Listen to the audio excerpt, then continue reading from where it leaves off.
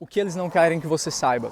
Fala galera, aqui é o Pinho. Hoje a gente vai falar sobre 12 especialistas, epidemiologistas, virologistas, infectologistas que falam uma informação diferente do que a narrativa que você vê na TV, da Organização Mundial da Saúde, dos órgãos estaduais, municipais e federais de saúde. Lembre-se que esses líderes desses órgãos estaduais, federais de saúde, municipais, incluindo o presidente da OMS, que não é um médico, esses cargos são políticos. Então você deve desconfiar um pouco dessas informações que são passadas, você deve ir direto na fonte. E todos esses 12 especialistas que eu vou falar aqui para vocês, infelizmente você não vai encontrar muita coisa em português, e o que você encontra no YouTube está sendo aos poucos retirado, justamente porque fere as guidelines do YouTube, as diretrizes. Segundo o YouTube, se você posta qualquer informação que diverge da narrativa da Organização Mundial da Saúde, você está ferindo as guidelines do YouTube. Ou seja, quando você falou em janeiro que o coronavírus, se algum especialista chegar dizendo que o coronavírus era transmitido de humano a humano, o seu vídeo seria retirado, apesar dessa informação ser verdade. Justamente porque na época a Organização Mundial da Saúde falou que, segundo investigação preliminar de órgãos oficiais de saúde da China, não tinha nenhuma evidência de que o coronavírus se transmitia de humano a humano. Ou seja, naquela época só se acreditava que as pessoas que foram contaminadas em Wuhan tinham contraído de um animal e não tinham essa capacidade de passar para outras pessoas. Então daí você tira a censura que acontece hoje em dia no YouTube, e na mídia não é diferente, nos canais de notícia, nos blogs, você não vai ver muita informação sobre isso. Tudo que acontece aqui nos Estados Unidos, no Canadá, vai em breve acontecer aí no Brasil, por mais absurdo que possa parecer. Então, a retirada das liberdades é gradativa. Primeiro eles vão te fazer ficar distante um do outro, depois eles vão te fazer ficar isolado em casa, depois vão começar a fazer rodízio de pessoas para sair de casa, obrigam o uso da máscara, daqui a pouco vão te obrigar a usar uma pulseira eletrônica ou colocar um aplicativo no seu celular para traçar todos os seus dados, os contatos com quem você teve contato. E por último, eles vão retirar você de dentro da sua casa e talvez até injetar uma vacina em você. Então hoje eu vou falar sobre esses 12 especialistas. Você não vai ver em português, infelizmente. Saber inglês nessa época é crucial para você se informar. A responsabilidade é sua de se informar, certo? Então se você conhece alguém que tem interesse, tem uma mente aberta para informações, que não acha que sabe de tudo simplesmente porque assistiu o canal do Átila com previsões apocalípticas de 1 milhão de mortos baseado em dados completamente errôneos aí do Imperial College of London. As pessoas, elas estão assistindo na TV, elas acham que sabem de tudo que tem para ser visto, estão vendo simplesmente a contagem de mortos, e hoje eu vou mostrar esses 12 especialistas aqui que falam o contrário. Então o primeiro deles é o Dr. John Ioannidis. Ele é um professor na Stanford School of Medicine. Ele foi quem fez uma pesquisa recentemente, o primeiro estudo sorológico para checar se as pessoas já tinham desenvolvido a imunidade. Quando você faz o teste que existe atualmente na maioria dos países, é o nasal swab ou throat swab, que você tira uma amostra do nariz ou da garganta da pessoa para saber se ela tem um vírus naquele momento. Porém, essa pesquisa foi realizada para saber se você tem os anticorpos, ou seja, se você já contraiu o vírus e desenvolveu os anticorpos, portanto você não está colocando mais ninguém em risco de contágio e também não vai contrair a doença. Is that comparable to the flu? And the answer is this is a bad question. You know, it's the wrong question to ask.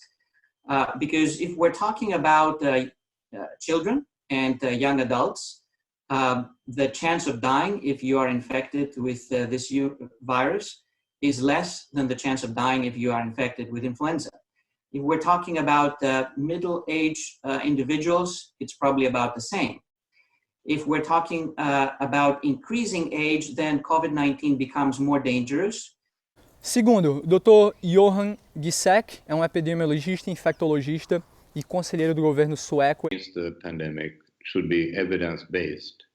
And when you start looking around for the measures that are being taken now by different countries, you find that very few of them have the shred of evidence base. But one we know, that's known for 150 years or more, and that is washing your hands is good for you and good for others when you're in an epidemic. But the rest, like border closures, school closures, social distancing, there's almost no science behind most of these. Terceiro, o professor Knut M. Witkowski, que é alemão de nascimento, mas desenvolveu seu estudo sobre virologia, sobre infectologia e epidemiologia nos Estados Unidos. E esses três especialistas, até agora, eles têm mais de 30 anos de experiência na área.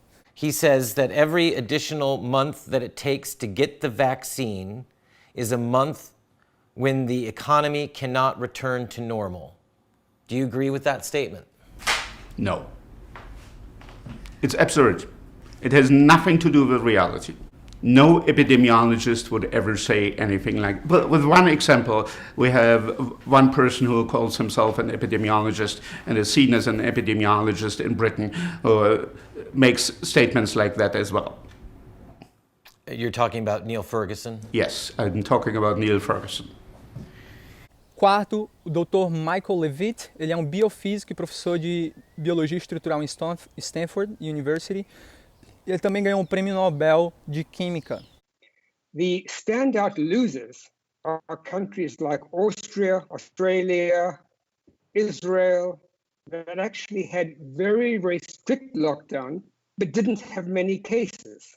So they have damaged their economies, caused massive social damage, damaged the educational year of their children, but not obtained any herd immunity.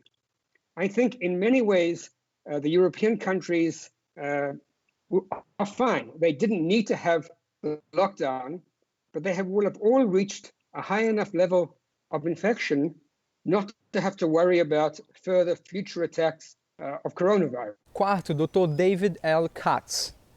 Everything you think you know, everything that makes you lie awake at night and worry about this is based on your perception of risk. Oh dear God, am I going to get this thing and die, or is this going to kill somebody I love? And frankly, when all we get is information about hospitalization and death, it makes us all anxious about that. But if for each one of those stories we knew 1,000 people had the virus and got over it without noticing, or 10,000, whatever that number may be, it would be extremely reassuring. Suddenly we'd be able to compare this risk, the way my colleagues have done, to other more familiar risks. And we'd be able to say, okay, there's some chance of severe infection, but on the other hand, if my health was reasonable before, it looks to be pretty remote. That would be very reassuring. We deserve to know that. We absolutely need that information for public policy. We need that information to know how to avoid medical system overwhelm site by site around the country. But you and I deserve it when we're lying awake at night worrying about all this. Sexto, Dr. Hendrix Trick. Ele é um virologista e epidemiologista alemão.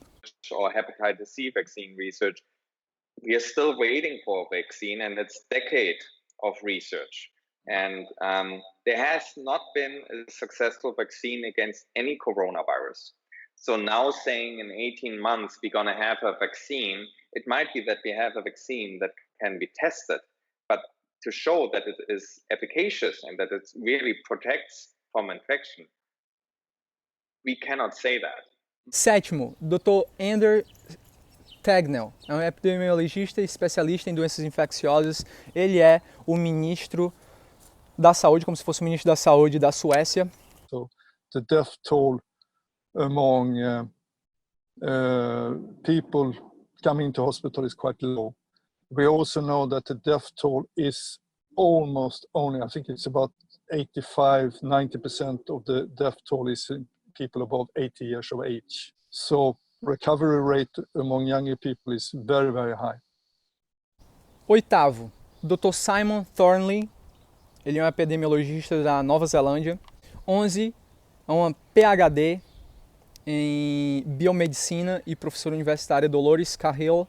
E agora esses três últimos você deve tomar com um grain of salt, quando a gente fala aqui em inglês, a opinião deles. Eles têm umas opiniões muito fortes e muito conspiratórias para muitas pessoas, mas é só para mostrar para vocês que tanto pesquisadores ativos, epidemiologistas, estudiosos, pesquisadores respeitados no mundo todo, com a vasta carreira, eles todos mais ou menos falam a mesma coisa, que as medidas que foram tomadas realmente criaram um problema ainda maior e vai ser muito difícil tentar fazer essa transição desse lockdown para sair do lockdown. Porém, esses caras também você deve pensar no que eles têm para dizer, afinal eles são estudiosos, alguns deles são PhDs e com certeza a opinião deles é mais válida do que a opinião de um desenvolvedor de software como Bill Gates. Então, o 9 é o professor Andrew Kaufman, dos Estados Unidos. 11, o professor Rashid Buttar, que também é um médico dos Estados Unidos, trabalhou em emergência, trabalhou em várias guerras como médico. E o último, a doutora Judy Mikovits. Ela escreveu um livro, The Plague of Corruption, que vou ler em breve. E ela, você deve ter visto ela no documentário Plandemic. Então é isso aí, galera. Esses são os 12 especialistas, como falei para vocês. 9 deles são pesquisadores extremamente renomados e experientes, alguns deles com mais de 30 anos de experiência. Um deles, Prêmio Nobel de Química. Então esses caras sabem do que eles estão falando, diferentemente da mídia, dos especialistas que aparecem aí na mídia.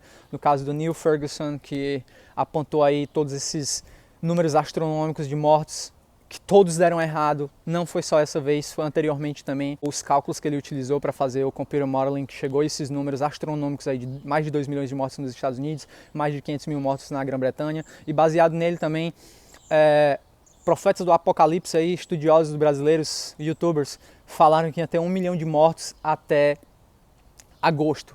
Um número que é impossível de se acontecer. E é assim que funciona a fraude perfeita. Você diz assim, vai acontecer 1 milhão de mortos se a gente não se trancar em casa. E todo mundo se tranca em casa, aí tem 20 mil mortos. Quer dizer, um número muito, muito abaixo, um erro aí por várias ordens de magnitude, impossível de se acontecer. E eles dizem, não, isso aconteceu porque as pessoas ficaram em casa.